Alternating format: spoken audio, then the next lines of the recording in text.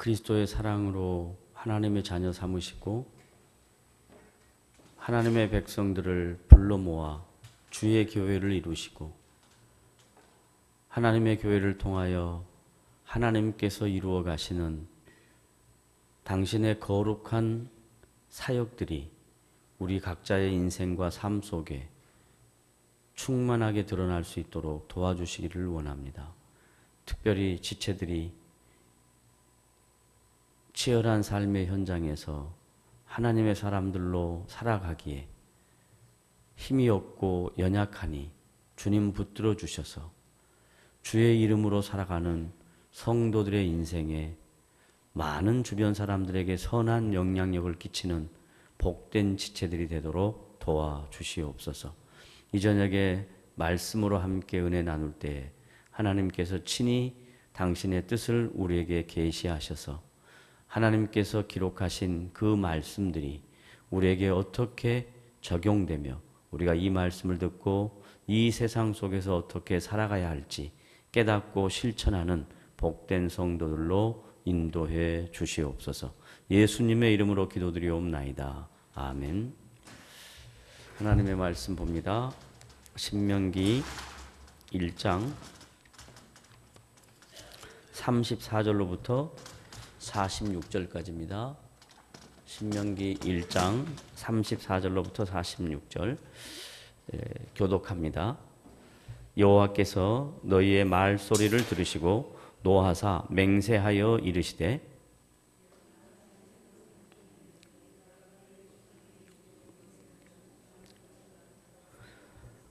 오직 여분네 아들 갈렙은 온전히 여호와께 순종하였은즉 그는 그것을 볼 것이요 그가 밟은 땅을 내가 그와 그의 자손에게 주리라 하시고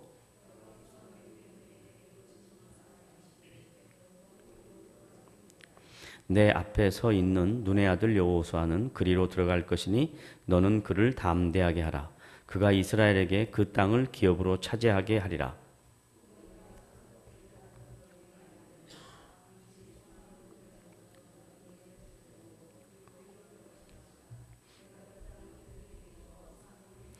너희는 방향을 돌려 홍해 길을 따라 광야로 들어갈지니라 하시매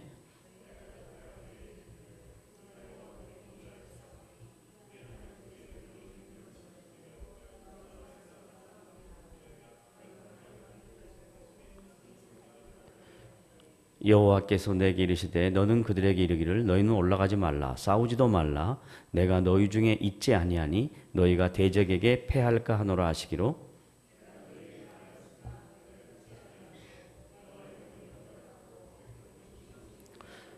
그 산지에 거주하는 아모리 족속이 너희에게 마주 나와 벌떼같이 너희를 쫓아 세일산에서 쳐서 호르마까지 이른지라.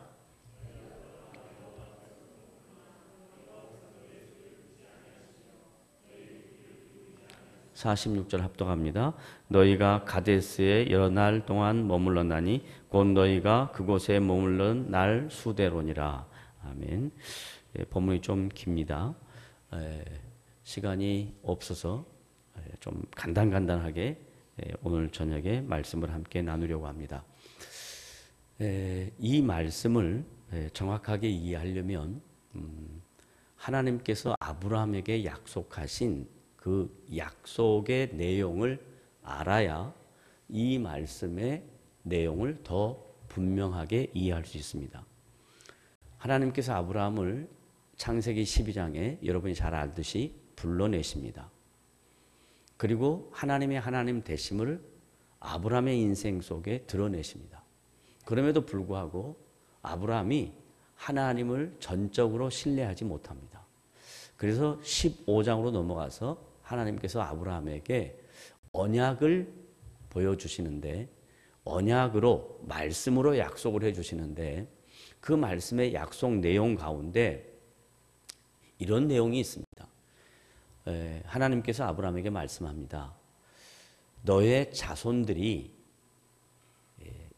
이방에서 객이되어 400년 동안 종살이를 할 것이다 라고 말합니다. 창세기 15장으로 갑시다. 제가 말하니까 이게 무슨 말인가 하니까 성경을 보고 얘기를 하자고요. 창세기 15장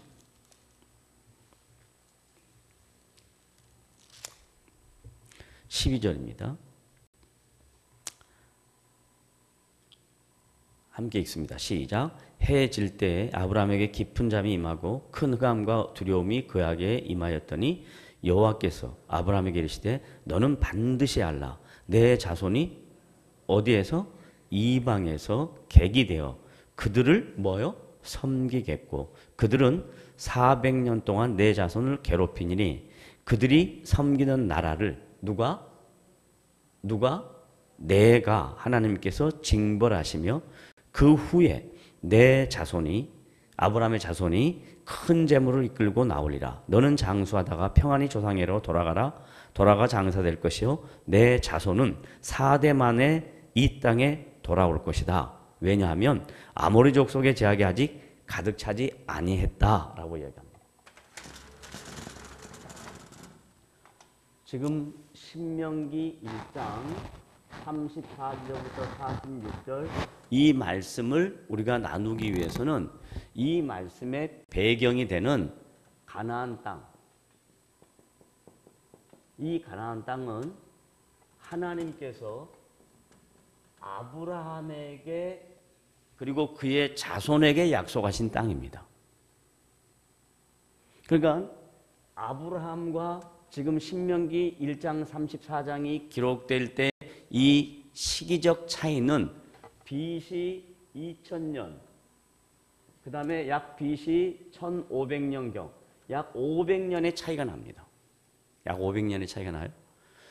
하나님께서는 이 500년 동안 자신이 하신 약속을 성실하게 지금 지켜가고 있다는 것을 모세오경의 저자인 모세가 창세기, 출애굽기, 레위기, 민수기, 신명기 5권 속에서 하나님은 약속을 지키신 분이다라는 것을 보여주고 있는 내용입니다.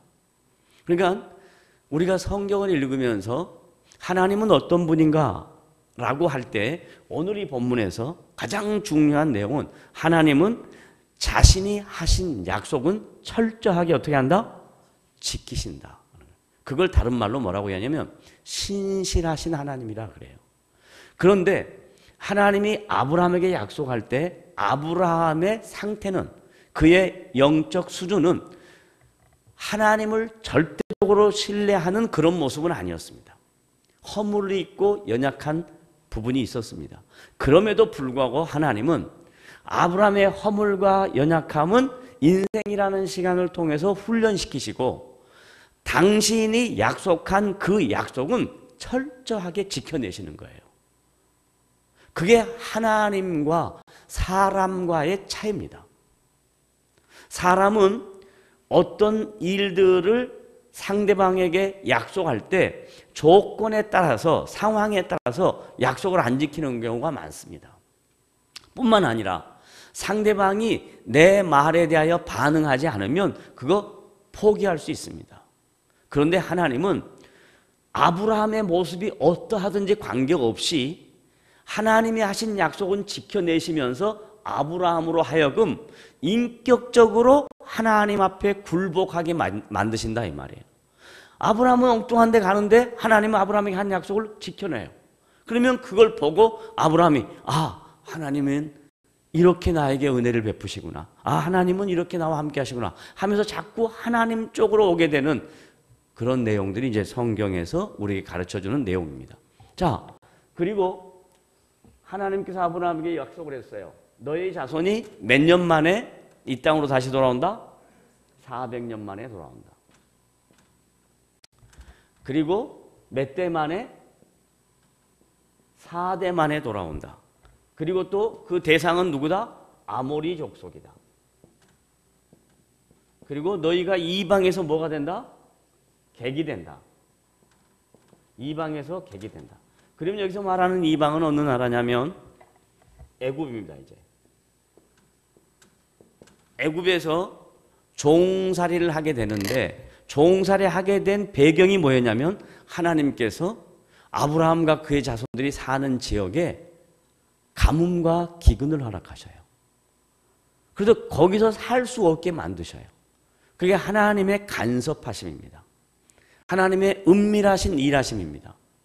그래서 어쩔 수 없이 애굽에 이미 가 있는 요셉에게 갈 수밖에 없는 상황들을 하나님이 만들어내십니다. 그래서 아브라함과 그의 자손들이 애굽으로 들어가서 거기서 종살이 할 수밖에 없는 상황을 딱 만드시는 거예요. 그래서 하나님은 하나님의 백성들이 살아가는 모든 삶의 영역 속에 하나님의 하나님 되심을 드러내기 위해서 다양한 상황들을 만드십니다. 그러므로 성도들에게 주어지는 모든 상황은 우연이라는 건 있을 수 없습니다. 분명히 그 상황은 우리가 지금 생각할 때는 이해가 되지 않지만 시간이 지나가 보면 분명히 하나님께서 당신의 백성 각자에게 그분이 갖고 계신 선한 뜻으로 우리 각자의 인생 속에 상황들을 만드십니다. 그래서 나중에 그걸 깨닫게 하는 거예요. 나중에. 마찬가지로 지금 아브라함의 자손들이 하나님을 신뢰하고 의지하고 하는 것은 그대로 있어요. 아브라함의 하나님, 이삭의 하나님, 야곱의 하나님, 계속 그들의 하나님, 조상의 하나님을 섬겨요. 그런데 그 하나님은 마치 가만히 계신 것처럼 애굽에 종살이 갈 수밖에 없도록 만드시고 가뭄과 기근이 있는데도 불구하고 하나님은 가만히 반응하는 것 같아요. 그때는 이해가 안 되죠. 왜 우리에게 가뭄과 기근이 있는가? 왜 우리가 애굽에서 종살이 해야 되는가? 애굽의 신은 하나님과 비교할 수 없는 죽어있는 신인데 왜 우리가 살아계신 하나님을 믿는데도 불구하고 죽어있는 신들 밑에 가서 우리가 종살이 해야 되는가? 이해가 안 되는 거예요. 시간이 지나갑니다. 시간이 지나갑니다. 하나님의 때가 옵니다. 그래서 하나님께서 그 때에 당신의 선하신 약속을 지켜내기 위해서 모세를 준비하십니다. 그래서 모세라는 의미는 여러분이 아시듯이 물에서 건져냄, 이런 말의 의미는 예수 그리스도가 오셔서 당신의 백성들을 구원해낼 자로 약 1500년 전에 구원자라는 이름으로 하나님의 언약 백성들을 이끌어낼 구원자로 모세가 준비되는 거예요. 하나님은 모세를 준비시킵니다. 그래서 그 모세를 통해서 하나님의 구원 역사를 지금 이루어가고 계시는 거예요. 그런 모세가 창세기, 출애굽기, 레위기, 민수기, 신명기를 쓰면서 신명기 1장에서 하나님이 약속한 땅, 가나안 땅, 하나님이 지시하는 땅, 가나안 땅, 우리 조상에게 말씀하셨던, 약속하셨던 그 가나안 땅에 누가 들어가냐 이 말이에요. 누가 들어가냐. 그게 오늘 본문 말씀이에요. 누가 들어가냐.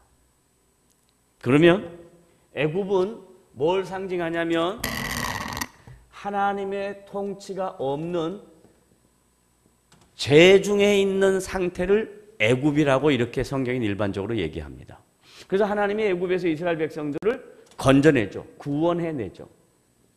구원해내고 그 다음에 하나님이 지시하는 땅 어디요? 가나안 땅에 들어갈 때까지 이 과정은 어떤 과정이죠? 40년 뭐예요? 광야 생활이죠. 40년 광야 생활하는 겁니다. 그럼 이 40년 광야 생활을 하고 이 가나안 땅에 들어가는 사람들은 누구냐 하는 거예요. 애굽은 세상을 상징하고 죄를 상징하는 거고 가나안은 하나님의 통치를 상징하고 하나님의 나라를 상징하는 겁니다. 아직 확실하게 예수 그리스도가 오셔서 구원을 이루신 것은 아니지만 주님이 이루어 가시는 그 구원의 과정 중에 하나님의 언약 백성들 중에 일부는 가나안 땅에 못 들어가고 일부는 가나안 땅에 들어가는 것으로 딱 양분시켜서 하나님이 행하시는 구원과 심판을 보여주는 거예요. 그러면 일부 가나안 땅에 들어가지 못하는 사람들은 누굽니까? 성경을 보자고요. 민수기 14장 26절부터 35절까지 읽으시면서 정리하고 넘어가십시다. 읽습니다. 민수기 14장 26절부터 35절 시작. 여호와께서 모세와 아론에게 말씀하여 이르시되 나를 뭐하는? 원망하는. 그 다음에 뭐예요? 이 악한 회중에게. 악하다 이 말은 그들이 이 마음이 강팍하다. 그들이 아주 부도덕하다. 그들이 아주 불성실하다. 불경건하다. 이런 말도 포함되겠지만 여기서 말하는 악하다는 것은 하나님을 의지하지 않고 하나님의 말씀에 순종하지 않고 하나님의 통치를 인정하지 않는 백성을 향해서 악한 회중이라 그런 겁니다.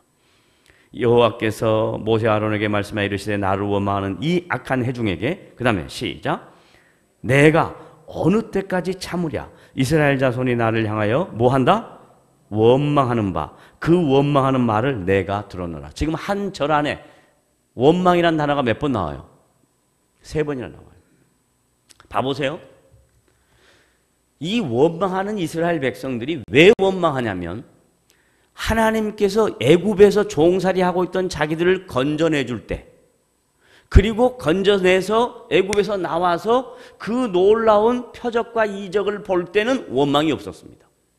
쉽게 말하면 예수 믿고 하나님의 자녀가 되어서 성령께서 여러분의 인생 속에 초창기에 놀라운 인생들, 삶들, 놀라운 변화들, 가치들 이런 거 줄 때는 여러분이 별로 원망하지 않습니다. 하나님께 감사하고 찬양합니다.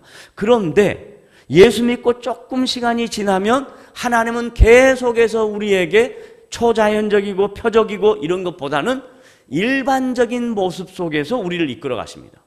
그러니까 하나님이 안 도와주는 것 같거든요. 내 인생에 별 의미가 없는 것 같거든요. 그러니까 그때부터 뭐가 시작된다고요?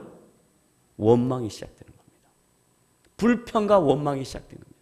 이게 인간이 갖고 있는 연약함이고 허물이고 죄성입니다.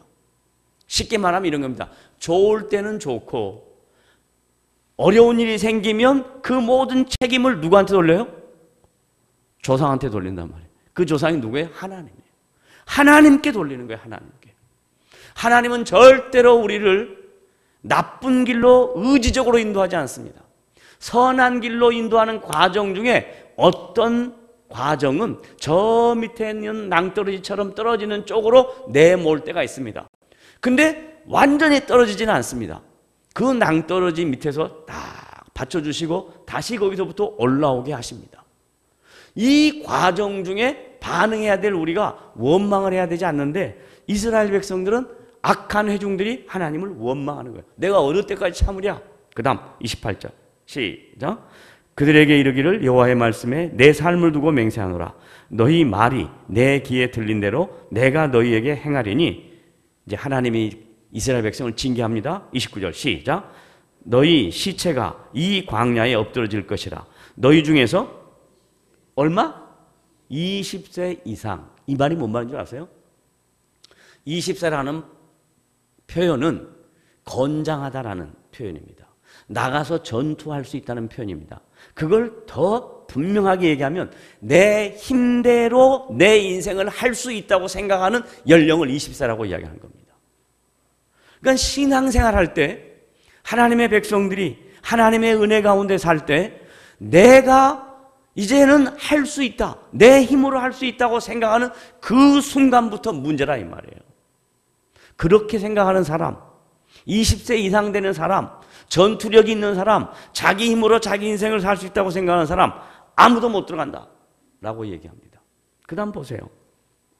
20세 이상으로 계수된 자, 곧 나를 원망한 자 전부가 이성적으로 판단하고 상황을 이해하고 자기 힘으로 할 수 있다고 판단하는 그런 사람들 전부가 그 다음에 30절 시작 여분네의 아들 갈렙과 눈의 아들 여호수아 외에는 내가 맹세하여 너에게 살게 하리라 한 땅에 결단코 들어간다 못 간다. 그러면 이 땅에 누가 들어갔다? 여호수아와 갈렙이 들어갔다. 그 다음에 또 누가 들어가 보세요. 그 밑에 보면 시작 31절 시작 너희가 사로잡히겠다고 말하던 너희 유아. 그러니까 유아는 자기 힘으로 자기 인생을 살 수 있다 없다? 없단 말이에요. 그러니까 어떻게 원망하냐면 이스라엘 백성이 20세 이상 된 사람들이 우리 애들 이거 다 죽이려고 그럽니까? 당신이 정말 하나님 맞아요? 어떻게 우리 유아들 여기까지 끌고 나와서 다 죽게 합니까? 이렇게 한단 말이에요. 그러니까 유아는 자기 의지적으로 뭘 할 수 있는 사람들이 아니야. 그런 사람은 들어간다, 못 들어간다? 들어간다. 얼마나 놀라운 내용이 들어있는가 보세요. 그 다음, 너희의 유아들은 내가 인도하여 드리리니 그들은 너희가 싫어하던 땅을 보려니와. 그 다음 32절 시작. 너희는 누구예요? 20세 이상 된 자들은 그들의 시체는 이 광야에 엎드러질 것이요. 33절 시작. 너희의 자녀들은 너희 반역한 죄를 지고 너희 시체가 광야에서 소멸되기까지 40년을 광야에서 방하는 자가 되리라. 34절. 너희는 그 땅을 정탐한 날 수인 40일의 하루를 어떻게? 1년으로 쳐서. 이게 하나님의 시간 계산법이에요. 야, 이게 기가 막혀요. 하나님의 시간 계산법이에요. 하나님이 생각할 때 이 하루밖에 안 된다고 하는 그 날 40일 동안 여리고성에 들어가가지고 정탐하고 들어와가지고 한 말이 뭐냐면 하나님 원망하고 우리를 죽으려고 여기까지 데리고 왔냐 그러고 우리 자식들 전부 다 죽일 거냐 그러고 그런 날 하루하루를 내가 1년으로 쳐서 40년 동안 광야에서 너희들 뺑뺑이 돌릴 것이다 라고 얘기합니다. 하나님의 일하심은요 이만큼 세밀합니다. 성경을 보면 깜짝깜짝 놀래요. 이렇게 구체적이고 세밀해요. 하나님이 하신 말씀이. 그냥 막연한 얘기를 하시는 게 아니에요. 매우 현실적이고 실제적인 말씀을 하시는 거예요. 그러니까 신앙이라는 것은 막연하고 개념적이고 관념적인 것이 아니라 매일 순간순간의 삶 속에서 부딪히는 나와 그분과의 인격적인 관계예요. 그래서 내가 반응하는 거예요. 어떻게 선택할 거냐 하는 거예요. 매일매일 순간순간. 그 다음 그 40년간 너희의 죄악을 담당할지니 너희는 그제서야 내가 싫어하면 어떻게 되는지를 알리라 하셨다 하라. 봐보세요. 이게 인간의 본성입니다. 매를 맞아봐야 안다는 거예요. 그러니까 이스라엘 백성은 매를 맞아봐야 하는 거예요. 그런데 우리는 이스라엘 백성보다 나은 것은 뭐냐면 이미 계시된 말씀으로 그러면 안 되구나 하는 걸 아는 거예요. 똑같이 이스라엘 백성들처럼 이런 연약한 모습을 가져서는 안 되는 거예요. 에? 우리도 동일하게 이스라엘 백성과 같은 연약한 모습이 있을 수밖에 없어요. 그래서 성경이 이렇게 기록해 놨어요. 이것 보고 반면 교사를 받아서 너희들은 그러지 말아라 이 말이에요. 너희들은 그러지 말아라. 이스라엘 백성은 그랬어도. 그 다음 나 여호와가 말하였거니와 모여 나를 거역하는 이 악한 온 회중에게 내가 반드시 이같이 행하리니 그들이 광야에서 소멸되어 거기서 죽으리라. 그래서 애굽에서 나온 1세대는 광야에서 다 죽습니다.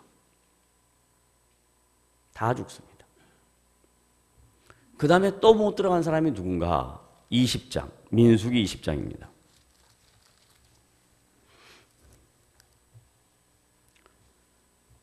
시간 관계상 20장 1절부터 쭉 봐야 되는데 그 내용은 제가 설명해 드리기로 하고 20장 10절부터 13절 다 같이 읽습니다. 시작. 모세와 아론이 이 회중을 그 반석 앞에 모으고 모세가 그들에게 이르되 반역한 너희여 들으라. 우리가 너희를 위하여 이 반석에서 물을 내랴 하고. 이 말이 뭔 말이냐면요, 지금 이 미스바에 모여가지고 이스라엘 백성들이 광야를 지나면서 목이 말라서 근데 물이 없어요. 그러니까 또 여호와께 원망하는 거예요. 모세를 원망하고 아론을 원망하고 하나님을 원망하는 거예요. 그러니까 이제 모세가 열받았어요.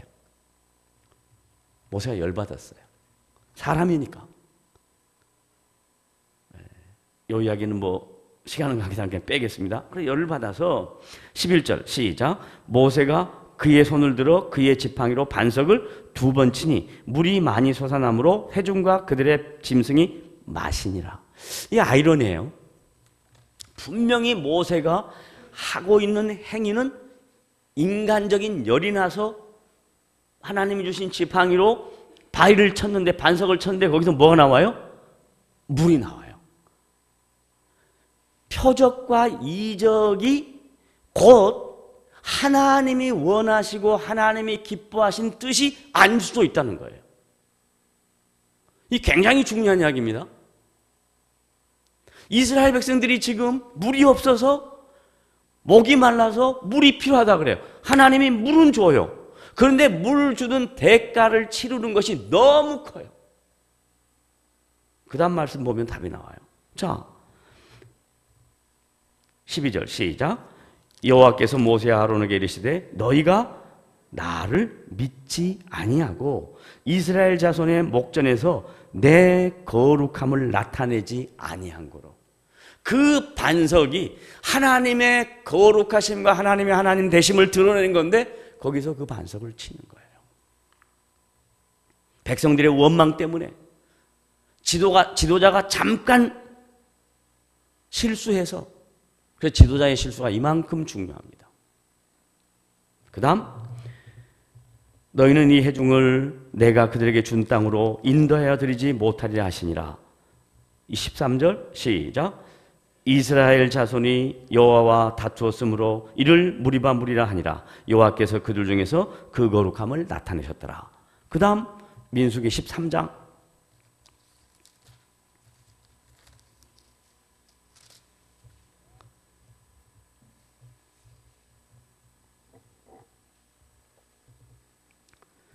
30절부터 33절, 이제 반대로 그 땅을 정탐했던 사람 중에 여호수아 갈렙의 보고입니다. 30절, 13장 30절 시작. 갈렙이 모세 앞에서 백성을 조용하게 하고 이르되 우리가 올라가서 그 땅을 취하자 싸우자. 취하자 이 말은 뭔 말이에요? 이미 주어진 것을 갖자 이 말이죠. 그죠? 싸우자 이 말은 가서 우리가 뭔가 우리의 노력과 우리의 행위와 우리가 그 일을 위해서 해야 될 조건들이 있는데 갈렙은 뭐라고 하냐면 하나님이 이미 주신 땅 뭐 하면 된다? 차지하기만 하면 된다. 이게 다른 거예요. 그 다음 그 땅을 취하자. 그 다음 시작. 능히 이기리라 하나. 31절. 그와 함께 올라갔던 사람들은 이르되 우리는 능히 올라가서 그 백성을 치지 못하리라. 그들은 우리보다 강하니라 하고 이스라엘 자손 앞에서 그 정탐한 땅을 악평하여 이르되 우리가 두루다니며 정탐한 땅은 그 거주민을 삼키는 땅이요 거기서 본 사람은 본 모든 백성은 신장이 장대한 자들이며 거기서 네피림 후손인 창세기 6장에 나타난 하나님을 대적하는 자들 네피림 후손인 아낙 자손의 거인들을 보았나니. 그 다음 말씀 잘 읽어보세요. 시작. 우리는 스스로 보기에도 메뚜기 같으니 그들이 보기에도 그와 같았을 것이니이다. 이게 지금 세상 속에 살고 있는 신자들의 정체성입니다. 신자들이 스스로 자기를 어떻게 평가하냐면 세상이 너무 거대하니까 매일 순간순간 내가 세상에 나가서 살아갈 때 이 세상 속에서 나는 메뚜기 같다라고 생각하는 거예요. 스스로. 하나님은 여러분을 불러내시고 여러분에게 복음 안에서 능력을 주시고 하나님이 여러분의 인생과 함께 하시면서 여러분을 메뚜기처럼 사용하지 않습니다. 하나님은 여러분이 갈렙처럼 되기를 원하십니다. 능히 이기리라. 취할 수 있다. 이런 마음을 우리에게 주십니다. 이것이 무슨 적극적 사고방식이나 이것이 무슨 어떤 뭐라고 할까? 바라보는 법칙이나 이런 개념이 아니라 성경 안에서 하나님이 어떤 분인가를 정확하게 알면 우리는 담대하게 세상 앞에서 메뚜기가 되지 않는 것입니다. 근데 이스라엘 백성들 스스로 우리가 메뚜기처럼 보이고 그들이 우리를 메뚜기처럼 봤을 것이다 라고 얘기합니다. 그러나 그 가운데 갈렙과 여호수아는 그 땅을 취하자 그랬어요. 그래서 이제 가나안 땅에 들어간 사람은 갈렙과 여호수아와 유아들과 그리고 너희가 데리고 다녔던 자기 개인의 이성과 자기의 어떤 그 행위로 할 수 없는 사람들, 그들은 2세들은 들어가게 하시고 1세들 다 광야에서 죽게 하시고 모세도 죽게 했습니다. 그러면 이제 모세가 가나안 땅에 못 들어간 이유는 뭐냐? 지팡이로 반석을 쳐서 열을 내서 그랬냐? 그것도 맞습니다. 저는 그렇게만 생각하지 않습니다. 어떻게 생각하냐? 신명기 34장에 가면 모세가 가나안 땅에 들어가지 못한 답을 34장에 자기가 자기에게 한 말이 있습니다. 신명기 34장. 모세 오경의 마지막 부분. 창세기 34장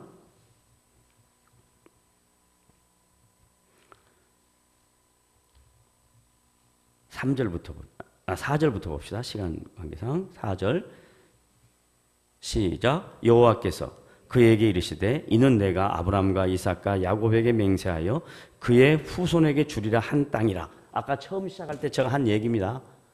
땅이라 내가 내 눈으로 보게 하였거니와 너는 그리로 건너가지 못하리라 하심에 5절 시작. 이에 여호와의 종 모세가 여호와의 말씀대로 모압 땅에서 죽어 헤브론 맞은편 모압 땅에 있는 골짜기에 장사되었고, 그 다음 힌트예요. 시작.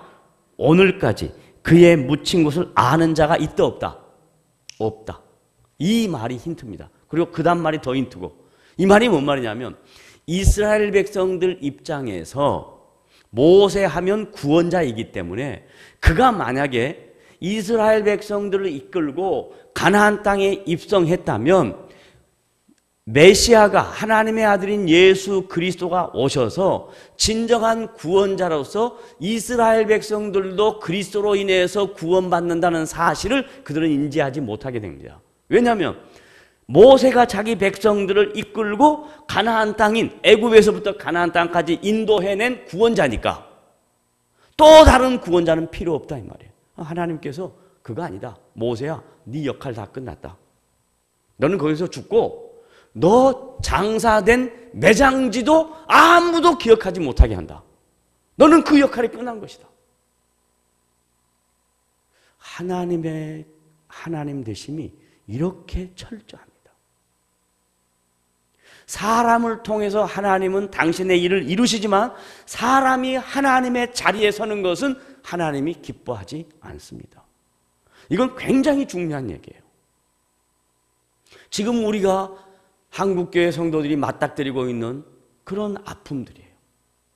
훌륭하게 업적을 이루셨어요. 그 공을 치적할 수 있어요. 고마워할 수 있어요. 높일 수 있어요. 그러나 그 분이 하나님이 받으셔야 될 영광의 자리에 선다면 그건 심각한 문제입니다. 사람이 한 것은 박수를 받을 수도 있고 평가를 받을 수도 있지만 그가 마치 하나님의 자리에 서서 그가 아니면 안 되는 것처럼 생각한다면 이건 심각한 문제입니다. 우리가 깊이 알아야 될 내용이에요. 제가 부분적으로만 말씀드렸습니다. 그 다음 7절 다 같이 시작. 모세가 죽을 때 나이 120세였으 나요 다요. 나 반전이 있다는 거예요. 반전이. 나이 120세였다 그러면 생이 다해서 죽었구나 이렇게 되잖아요. 그죠? 그런데 120세였으나 그 다음 반전이 있어요. 그 다음 뭐라 그래요? 그의 눈이 흐리지 아니하였고 기력이 쇠하지 아니하였더라. 제가 대부분 사람들의 노안을 50대 후반부터 오는 것으로 이해가 되더라고요. 근데 지금 모세가 몇 살이라 그래요? 120세인데 노안이 왔어야 돼요? 안 왔어야 돼요? 지금 죽을 때인데 왔어야 돼요? 안 왔어야 돼요? 왔어야 되잖아요. 근데 눈이 어떻다고? 흐리지 않았다 그래요. 다른 말로 말하면 똑똑히 볼 수 있다. 그 다음에 기력이 뭐였다? 쇠하지 않았다. 50대 후반 되면 일반적으로 기력이 쇠합니다. 기력이 쇠하지 않았다. 다른 말로 말하면 살 수 있었다 없었다? 있었다. 그런데 하나님이 어떻게 했다? 데리고 갔다. 데리고 갔다. 왜? 이스라엘 백성들이 하나님을 의지하지 않고 누구를 의지할 수 있다? 모세를 의지할 수 있단 말이에요. 그런데 약 1500년이 지난 그 초대교회에도 이 구약 말씀에 자기의 조상인 모세의 지도자, 구원자인 모세를 최고로 높이는 초대교회 유대인 성도들이 있었어요. 그래서 예수 그리스도도 구원자고 모세도 구원자인 거예요. 다른 말로 말하면 신약의 구원자이신 예수 그리스도도 믿고 구약의 자기의 조상의 지도자인 구원자인 모세도 믿는 거예요. 이게 흩어진 초대교, 디아스포라된 유대인 중에 초대교회 성도들이 갈등을 하는 거예요. 그래서 히브리서 저자가 히브리서 3장에 이런 이야기를 해주는 거예요. 다 같이 봅니다. 히브리 3장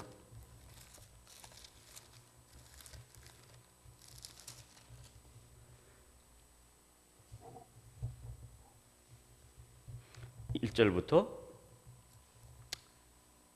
다 같이 함께 읽습니다. 시작. 그러므로 함께 하늘의 부르심을 받은 거룩한 형제들아, 흩어져 있는 모든 유대인 성도들, 디아스포라된 성도들, 초대교회 성도들을 하늘에 함께 부르심을 받은 거룩한 형제들아 라고 하면서 시작. 우리가 믿는 도리의 사도시며 대제사장이신 예수를 깊이 생각해라. 다른 말로 말하면 예수를 깊이 생각 안 하고 다른 것도 생각하고 있다 없다? 있다. 다른 거 생각하고 있다. 그러니까 예수가 누군가 깊이 생각해봐라. 가르쳐줄게. 2절 시작. 그는 자기를 세우신 이에게 신실하기를 모세가 하나님의 온 집에서 한 것과 같이 하셨으니. 그러니까 지금 모세와 그리스도를 비교하는 거 안 비교하는 거예요? 비교하는 거잖아요. 그 다음 3절 시작. 그는 모세보다 더욱 영광을 받을 만한 것이 마치 집 지은 자가 그 집보다 더욱 존귀함 같으니라. 4절 집마다 지은 이가 있으니 만물을 지으신 이는 하나님이시라. 5절 또한 모세는 이제 모세의 역할입니다. 모세는 장래에 말할 것을 증언하기 위하여, 다른 말로 말하면 하나님 나라가 이루어져가는 그 일의 도구로 사용되면서 40년 동안 그 일만 한 거예요. 장래에 되어질 일만 한 거예요. 그리고 하나님의 온 집에서 뭐로? 종으로. 여기 종이라는 개념은 그 당시 초대교회 성도들에게 종은 주인이 명령하는 대로 그의 목숨과 그의 모든 신변의 문제가 주인 손 안에 달려있다 이 말이에요. 그래서 하나님이 모세를 120세 아직 기력도 세하지 않고 눈이 흐리지도 않았는데 죽어라. 그래서 그는 종으로서 끝났다 이 말이에요. 그리고 난 다음에 6절 시작. 그리스도는 하나님의 집을 맡은 뭐? 아들. 종과 아들은 다른 거예요. 그 당시 휘오스라고 하는 이 아들이라는 단어의 개념은 뭐냐면 아버지가 갖고 있는 모든 권세와 영광과 존귀를 그대로 받아서 똑같은 동등한 영광과 존귀와 권세를 갖고 있는 사람을 아들이라 그랬어요. 그러니까 예수는 하나님이시다 이 말이에요. 모세는 하나님이 되면 안 된다 이 말이에요. 그런데 사람들은 자꾸 대단한 사람을 보고 하나님처럼 섬기려고 그런다 이 말이에요. 그게 안 된다. 그러면 안 된다. 믿음의 도리이신 예수 그리스도를 깊이 생각해라. 예수 그리스도는 하나님의 온 집의 아들이다. 그래서 아들로서 그와 같이 하셨으니 그 다음 말씀이에요. 다 같이 시작. 우리가 소망의 확신과 자랑을 끝까지 굳게 잡고 있으면 우리는 그의 뭐다? 집이다. 그 바로 앞에 봐봐요. 예수님은 뭐라 그랬어요? 하나님의 집을 맡은 뭐? 아들. 그리고 우리 보고 뭐라고? 집이다. 그러면 우리와 누구는 누가 같아요? 예수 그리스도와 같은 거예요. 이 얼마나 놀라운 영광을 우리에게 준 줄 아십니까? 그러니까 신자라는 것은 그냥 예수 믿고 구원받고 천국 가는 그것으로 끝나는 것이 아니라 이 세상 속에서 하나님의 나라를 이루어가야 하는, 그리스도께서 이 세상에 오셔서 그의 나라를 이루듯이 우리도 집이 되어서 그 역할을 감당해야 될 책임이 있는 그런 놀라운 하나님의 거룩한 백성들이다. 이렇게 얘기를 하는 거예요. 그러니까 신앙이라는 것은 그저 막연하게 가나안 땅, 천국 들어가는 거냐 안 들어가는 거냐 이것으로 끝나지 않고 우리는 그리스도 안에서 이미 하나님의 자녀가 되었고 영원한 천국을 소망으로 얻었어요. 그러나 바로 죽는 게 아니잖아요. 각자의 인생이 있잖아요. 그러면 그 인생을 살 때 어떻게 살아야 되냐? 내가 하나님의 집이다 이 말이에요. 하나님의 집이다. 얼마나 놀라운 얘기예요. 바울은 이걸 뭐라고 하냐면 너희가 거룩한 성전이다. 그렇게 얘기한 거예요. 그러니까 내가 얼마나 존귀한 자냔 말이에요. 내가 얼마나 대단한 자냔 말이에요. 내가 비록 어떤 상황에 처했다 한다 할지라도 하나님은 나를 통해서 당신의 일을 이루실 분이다 이 말이에요. 모세보다 여러분이 대단한 사람인 거예요. 모세는 종인데 여러분은 아들이란 말이에요. 안 믿어지죠? 따라하세요. 나는 모세보다 어떻다? 여러분이 해봐요. 쉽게 안 나오죠? 다시. 나는 모세보다 뭐한 자다? 이거 봐. 그렇게 30분 동안 설명을, 40분 동안 목이 터져라 설명을 해줘도 그게 정리가 잘 안 되는 거야. 왜 그런 줄 아세요? 여러분의 가치관이 어떤 하나님이 맡기신 역할이라는 것에 초점이 안 맞춰지고 그가 이루어낸 업적에 초점이 맞춰지기 때문에 놓치는 거예요. 하나님은 모세에게 그런 역할을 맡긴 것에 불과해요. 마찬가지로 여러분에게도 하나님의 집으로서 여러분에게 맡기신 역할이 있는데 여러분이 그걸 못하니까 그걸 말을 못하는 거예요. 똑같은 게 아니라 모세보다 훨씬 낫다니까. 아브람보다 낫고 모세보다 낫다야. 따라하세요. 나는 모세나 아브람보다 더 큰 뭘 맡았어요? 역할, 롤링. 여러분 각자에게 주어진 역할을 맡았어요. 그걸 못하고 있으니까 말을 못하는 거예요. 근데 주님은 참으시는 거예요. 아까 그러잖아요.